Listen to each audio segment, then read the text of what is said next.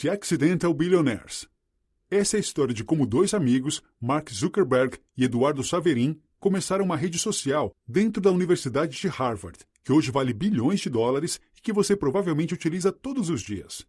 Em 2003, depois de quase ter sido expulso de Harvard, Zuckerberg, inspirado, criou o Facebook e revolucionou a maneira como as pessoas se comunicam na internet. Com os recursos de Saverin, o Facebook começou no dormitório de Mark, no campus da Universidade de Harvard, em Boston. O resto da história você já sabe. O Facebook cresceu e fez muito sucesso em todo o mundo. Mas a amizade de Mark e Saverin nunca mais foi a mesma. Você já viu o filme A Rede Social? Esse é o livro que inspirou o filme. Conheça a história do Facebook, desde sua criação até seu crescimento acelerado, e o IPO que fez que Mark Zuckerberg se tornasse um dos bilionários mais jovens do mundo. Descubra os segredos do grande Zuckerberg, com 12 minutos neste microbook imperdível. Antes do Facebook, o FaceMash. Eduardo Saverin e Mark Zuckerberg se tornaram melhores amigos ao se conhecerem em Harvard, em outubro de 2003. Mark Zuckerberg estudava ciência da computação e era de Nova York, filho de um dentista e de uma psiquiatra. Enquanto estava no ensino médio, Mark criou um software chamado Synapse. O software era um plugin para os MP3 players que permitia que o aparelho aprendesse as preferências do usuário e criasse playlists personalizadas. Mark postou seu programa e distribuiu gratuitamente para quem quisesse baixá-lo.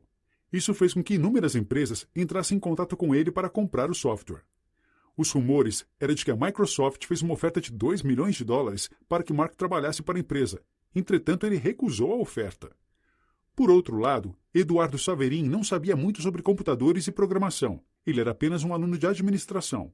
Porém, durante suas férias de verão, Eduardo ganhou cerca de $300 mil investindo em petróleo com seu irmão, utilizando uma estratégia de investimento baseada em entender como condições meteorológicas afetavam o preço do petróleo. A família de Eduardo era judia e havia se mudado para o Brasil depois do Holocausto. Mas quando Saverin ainda era um garoto, ele teve que se mudar novamente, desta vez para a Flórida, onde o pai de Eduardo se tornaria um banqueiro muito bem-sucedido. Como alunos de Harvard, Mark Zuckerberg e Eduardo Saverin estavam longe dos grupos de alunos mais populares, pois eram diferentes. Eduardo estava trabalhando duro para entrar no Clube Fênix, uma espécie de irmandade popular de Harvard, que era conhecido por sua exclusividade. Além de ter contato com futuros bilionários, pessoas poderosas e até mesmo futuros presidentes, se você pertencesse a um destes clubes, poderia passar os fins de semana nas melhores festas no campus, rodeado de garotas. Esse último ponto em particular, conhecer garotas, foi o que mais chamou a atenção de Eduardo. Em uma terça-feira à noite, na última semana de outubro de 2003, Mark e Eduardo saíram com duas garotas asiáticas que Eduardo conheceu. Mark foi embora cedo, voltou para seu quarto e acessou a internet. Ele começou a navegar pelo site da sua república, um banco de dados de fotos dos estudantes que moravam no mesmo prédio que ele. Mark também enviou e-mails a seus amigos, e um deles sugeriu que Mark criasse um código para comparar as fotos dos estudantes e criar uma lista de quem era mais bonito e quem não era. Outro amigo também sugeriu, como uma brincadeira, que ele comparasse as pessoas do banco de dados com animais. Às 11 da noite daquela terça-feira, Mark percebeu que precisaria de mais fotos se quisesse fazer um ranking de quem era bonito e quem não era.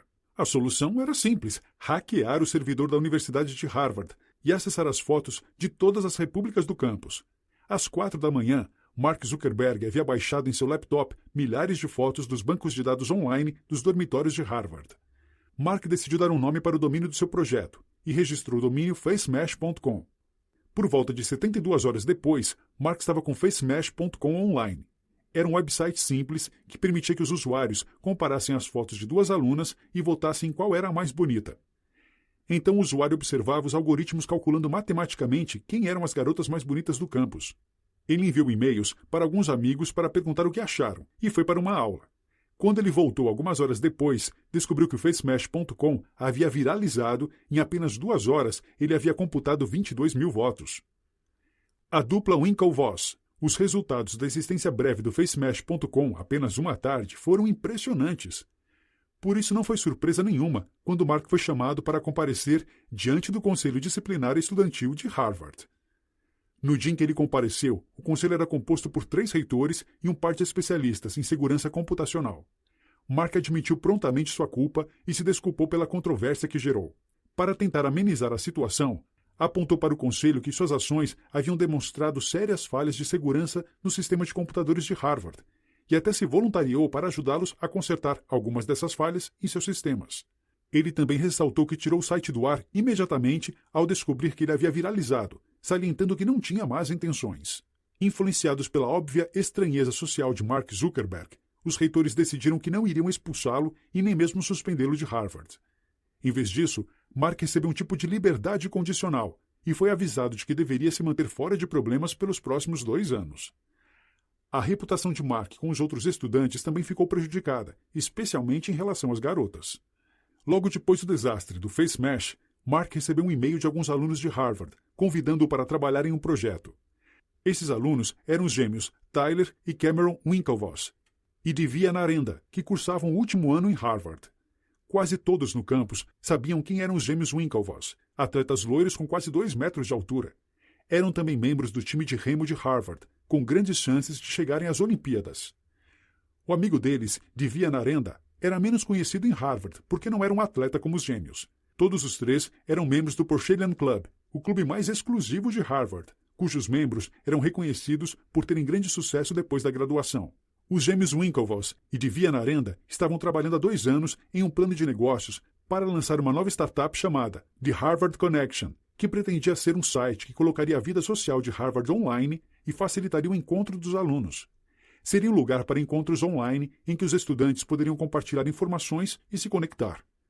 O único problema era que nem os gêmeos nem Divya tinham as habilidades necessárias para montar o site. Depois que Mark Zuckerberg ficou famoso com o Face Mesh, os gêmeos e Divya decidiram convidá-lo para o projeto do Harvard Connection. Eles enviaram um e-mail para Mark e ele respondeu que estava interessado. Tyler e Cameron se encontraram com Mark para conversar sobre o site de Harvard Connection. Eles sugeriram que o site precisaria de apenas 10 ou 15 horas de trabalho para ficar pronto. Nasce o Facebook. Quando Mark e Eduardo voltaram para Harvard, depois de 2 semanas de férias no inverno de 2003, Mark estava repleto de entusiasmo por um novo site que ele queria construir. Esse site seria uma extensão do experimento do Face Mesh, uma plataforma de rede social que seria muito exclusiva. As pessoas poderiam criar seus próprios perfis com as fotos que quisessem. Os usuários poderiam então descrever seus interesses e o que eles estavam procurando online, amizades, interesses amorosos, etc. Mark também sugeriu que as pessoas pudessem ter a habilidade de convidar seus amigos para entrar no site. De muitas formas, a inspiração de Mark veio do Friendster, uma outra rede social que estava crescendo na época. The Facebook seria uma mistura das melhores características do Face Mesh e do Friendster. Ele também tinha alguns elementos do Curse Match, um projeto antigo de Mark que permitia aos alunos terem acesso às matérias de outros estudantes. Eduardo gostou da ideia imediatamente. Mark pediu para Eduardo o dinheiro para começar, alugar os servidores e colocar o site online. Eduardo concordou em fornecer $1.000 para começar. E os 2 amigos decidiram dividir a empresa em 70% e 30%, respectivamente para Mark e Eduardo. Eles também discutiram sobre Eduardo se tornar o primeiro CFO da companhia. Embora Mark estivesse trabalhando muito em seu próprio site, por uma razão ou outra, ele continuou a dar aos gêmeos Winklevoss e Divya a impressão de que estava entusiasmado com o site deles também. Ele trocou mais de 50 e-mails e conversou com eles diversas vezes ao telefone. Com o passar das semanas, os gêmeos estavam ficando ansiosos porque Mark não fazia nenhum progresso. É claro que, sem que eles soubessem, Mark estava trabalhando duro em seu próprio projeto, The Facebook. O nome do domínio foi registrado em 12 de janeiro de 2004. No início de fevereiro de 2004, Mark estava faltando aulas para terminar de programar o The Facebook. Para se registrar no site, você precisava ter o endereço de e-mail do domínio de harvard.edu e poderia então montar seu perfil com figuras, atributos, seu ano, seu curso, clubes de onde você vem, uma lista de amigos, seu status de relacionamento e outras questões importantes que você podia escolher. No final de cada página do thefacebook.com, Mark inseriu a linha, uma produção de Mark Zuckerberg. Eduardo não tinha problemas com isso, já que foi Mark quem desenvolveu o site. Então, em fevereiro de 2004, thefacebook.com entrou no ar pela primeira vez. Eduardo enviou um e-mail para os membros do Fênix, anunciando o lançamento do site e convidando a todos para se registrarem. Os Winklevoss dão o troco. thefacebook.com tinha mais de 900 alunos de Harvard registrados em 4 dias de operação. Dentro de 2 semanas, 5.000 pessoas se registraram, quase 85% dos alunos de graduação de Harvard. Rapidamente, o The Facebook começou a se tornar parte da rotina diária de todos. Então uma carta chegou por e-mail direto de um escritório de direito de Connecticut. Nela, os irmãos Winklevoss e Divya informaram que ficaram sabendo do The Facebook e exigiram que ele retirasse o site do ar imediatamente. Mark informou Eduardo da carta, que naturalmente ficou aflito, afinal ele também havia investido no The Facebook. Antes mesmo de Eduardo ficar sabendo sobre as reivindicações dos Winklevoss, Mark já havia respondido. Ele conversou com um amigo que estava no último ano de Direito e enviou uma carta de volta para Cameron Winklevoss. Então Eduardo e Mark começaram a pensar em como lidar com o crescimento contínuo do site. Eles decidiram chamar os colegas de quarto de Mark para ajudar na empresa. Chris Hughes seria o diretor de publicidade. Dusty Moskovitz, que estudava economia e computação, ajudaria na programação. Eduardo ainda lidaria com os negócios da companhia e seria o CFO. Mark se descrevia como fundador, mestre, comandante e inimigo do Estado. Com essa nova estrutura de gestão, a estrutura societária da empresa também foi realinhada. Mark ficou com 65%, Eduardo manteve seus 30%, Dusty Moskovitz recebeu 5% e Chris Hughes ganharia uma porcentagem depois que mostrasse seu valor. Agora que outras pessoas estavam ajudando, Mark e Eduardo discutiam sobre abrir o The Facebook para outras universidades. Eles decidiram que iam começar com as grandes universidades de elite americanas primeiro, Yale, Columbia e Stanford. Infelizmente, Mark e Eduardo foram ingênuos ao achar que o problema com os Winklevoss estava resolvido. Os gêmeos se encontraram com Larry Summers, presidente da Universidade de Harvard, alegando que Mark havia violado o código de honra dos estudantes ao roubar a ideia deles e começar o The Facebook.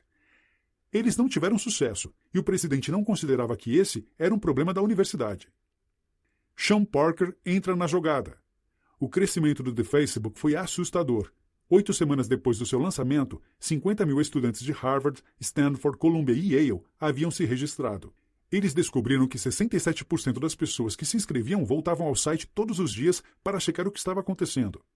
Essas estatísticas eram uma ótima publicidade para que Eduardo pudesse marcar reuniões com anunciantes potenciais em Nova York. Saverin levou Mark a essas reuniões e o resultado foi um desastre. Ele se recusava a vestir qualquer coisa diferente de moletons e chinelos, e dormia durante as reuniões, ou só ficava sentado em silêncio. As reuniões não geraram nenhum interesse, e os anunciantes não entendiam o site. No entanto, enquanto estavam em Nova York, os dois marcaram uma reunião com Sean Parker. Sean havia entrado em contato com eles algumas semanas antes, quando viu que alguns alunos de Stanford estavam usando o Facebook. Sean Parker era uma figura muito conhecida no Vale do Silício por ter sido o fundador do Napster, junto com Sean Fanning. O Napster foi um case de sucesso espantoso de compartilhamento de arquivos de música, mas no final o site teve que ser fechado por questões ligadas à pirataria. Parker estava buscando novos negócios e marcou um encontro com os dois cofundadores do The Facebook. Sean Parker não tinha muito dinheiro, mas tinha carisma. Sean e Mark, em particular, se deram bem, já que os dois eram nerds. Mark adorou a ideia de trabalhar com Sean Parker. Eduardo era muito mais desconfiado do valor potencial de Sean Parker para ajudar o The Facebook a crescer. Depois da primeira reunião deles, Eduardo achava que Sean Parker era uma fraude, mas Mark gostava de Parker, quase o idolatrava. Independente disso, The Facebook gastou rapidamente seus primeiros $1.000 e estava claro que precisavam de mais servidores para lidarem com o crescimento.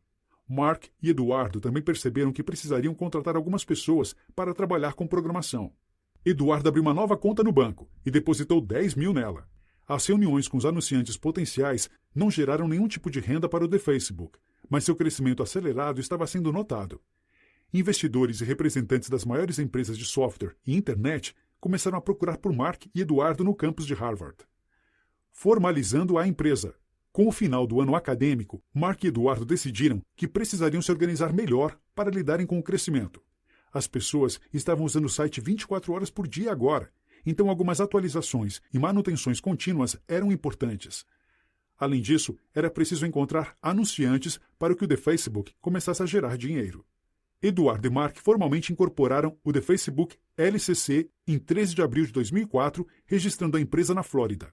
Os documentos da incorporação estabeleceram a propriedade da empresa como havia sido acordado antes, 65% para Mark Zuckerberg, 30% para Eduardo Saverin, 5% para Dusty Moskovitz e uma porcentagem ainda indeterminada para Chris Hughes. Com o fim do ano acadêmico, Eduardo aceitou um estágio de verão em um banco de investimentos em Nova York. Ele conseguiu um emprego com a ajuda do pai, porque queria encontrar anunciantes para ajudar o The Facebook a gerar receita. Mark, por outro lado, decidiu que ele e Dustin se mudariam para a Califórnia no verão e trabalhariam no The Facebook do Vale do Silício. Naquele verão, o objetivo era expandir o The Facebook para mais de 100 universidades. Morando na Califórnia. Por coincidência, na Califórnia, Mark se encontrou com Sean Parker novamente. Parker estava temporariamente sem casa para morar. e Mark o convidou para morar com eles, enquanto trabalhava no The Facebook. Foi uma oportunidade que Sean nem pensou em recusar, pois ele queria se envolver com o negócio desde a primeira vez que encontrou o site. Sean era um bom conselheiro, pois ele conhecia o mercado e quem eram os players importantes no Vale do Silício. Sua experiência anterior com o Napster demonstrava que ele sabia como construir uma startup de tecnologia. Era fácil enxergar que aquela era uma boa oportunidade, embora Mark soubesse que Eduardo não gostava de Sean. Sean também ficou surpreso por Eduardo não estar lá e concluiu que ele talvez fosse um investidor iniciante e não alguém que vivesse e respirasse o projeto como Mark. Enquanto isso, em Nova York, Eduardo não ficou nem um dia em seu estágio. Ele se sentou em seu cubículo, olhou para a pilha de ações que deveria analisar e percebeu que não precisava aprender sobre como ser um investidor e que deveria se esforçar para construir o negócio que ele e Mark fundaram nos dormitórios de Harvard. Então ele começou a buscar anunciantes potenciais, desenvolvedores e qualquer um que expressasse interesse no The Facebook. Dentro de um mês, ele conseguiu um acordo publicitário para a empresa e voou para o Vale do Silício para conversar com Mark sobre isso. O The Facebook estava crescendo em alta velocidade e precisava de dinheiro. No entanto, quando Eduardo chegou na Califórnia, descobriu que Sean estava se reunindo com potenciais investidores para o The Facebook no Vale do Silício. Eduardo não gostou do que viu e decidiu, então, congelar a conta bancária da companhia. Sem dinheiro, Mark pediu ajuda para Sean Parker. Sean o apresentou a Peter Thiel, um renomado investidor e fundador do PayPal. Thiel se encontrou com Mark e Sean e 3 horas depois concordou em investir 500 mil em troca de 7% em uma nova empresa recém-aberta, chamada The Facebook LLC. Com esse dinheiro, Mark e Sean alugaram uma nova casa em Los Altos, Califórnia, para trabalharem. Mark também decidiu que não voltaria para Harvard com o fim do verão e ficaria na Califórnia, desenvolvendo The Facebook. Seu antigo colega de quarto, Dusty Moskovitz, decidiu fazer a mesma coisa. Eduardo voltou para Harvard para terminar seu curso. 8 semanas depois, Eduardo voou para a Califórnia, a pedido de Mark, para assinar alguns papéis da nova empresa, que reestruturariam algumas questões burocráticas. Em sua próxima viagem para a Califórnia, Eduardo recebeu documentos para ler e assinou sem pensar nas consequências ou prestar muita atenção. Caminhos distintos. Em abril de 2005, o Facebook continuava a crescer em alta velocidade, se aproximando de 3 milhões de membros. Ele já estava em 500 campos e aparecia em diversas notícias da imprensa.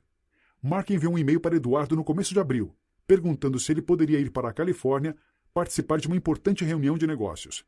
Ele mencionou que alguns grandes fundos de investimento estavam interessados no Facebook. Eduardo decidiu que iria para a Califórnia e queria restabelecer seu papel de sócio fundador ao lado de Mark. Quando Eduardo chegou na Califórnia, em abril de 2005, ele foi recebido por um advogado. Mark não estava lá e o advogado insistiu que os documentos fossem assinados prontamente. Eduardo recebeu um documento que pretendia aumentar o número de ações do Facebook, dando mais ações para Mark, Sean, Dustin e os investidores. Eduardo percebeu imediatamente que ele estava sendo diluído da companhia. Seus atuais 34,4% seriam diluídos a uma porcentagem muito pequena. O advogado respondeu que Eduardo não era mais parte do time da empresa, não era um funcionário da companhia e só estava conectado à companhia por sua participação inicial no Facebook. Enquanto Eduardo passava por isso, Mark e Sean estavam ocupados com o crescimento do Facebook. Quase todos os fundos de Venture Capital do Vale do Silício queriam investir na empresa. Mark e Sean escolheram a Accel Partners. Eduardo decidiu processar Mark Zuckerberg e o Facebook por 30% da companhia. Embora ele odiasse a ideia de brigar com seu amigo Mark, não havia outra saída. Sean Parker se tornou presidente do Facebook quando a empresa foi reincorporada e ficou nesta posição até setembro de 2005, quando foi preso por posse de drogas. Ele deixou o Facebook e se tornou sócio do Founders Fund, o fundo de investimentos criado por Peter Thiel. Sabe-se hoje que os 500 mil investidos no Facebook por Thiel valem mais de $1 bilhão e o Founders Fund segue tentando replicar esse sucesso em outras companhias. Da perspectiva de Mark Zuckerberg, o Facebook não era nada além de uma revolução. Ele tinha o poder de mudar o mundo, permitindo uma troca livre de informações sociais na internet. Em outubro de 2007, a Google e a Microsoft buscavam investir no Facebook. A Microsoft acabou comprando 1,6% do Facebook por 240 milhões, fazendo com que o Facebook tivesse um valor de mercado de mais de 15 bilhões. Notas finais. Depois de ter sido lançado, o Facebook cresceu e se tornou uma das empresas mais influentes da internet. Mark Zuckerberg é hoje um dos bilionários mais jovens de todos os tempos. Eduardo Saverin se formou em Harvard e começou a trabalhar em bancos de investimento. Seu processo contra Mark Zuckerberg e o Facebook terminou em um acordo que permitiu que ele voltasse a se apresentar como cofundador do Facebook. Os dados do acordo financeiro na justiça permanecem confidenciais. Os gêmeos Winklevoss foram para as Olimpíadas e ficaram em 6º lugar na competição. Eles também processaram Mark e o Facebook e chegaram a um acordo. Os detalhes do acordo também são confidenciais, mas acredita-se que eles receberam por volta de 65 milhões de dólares. Se você ainda não assistiu, assista. O filme A Rede Social conta essa história de um jeito simples, divertido e lúdico. Corre pro Netflix aí!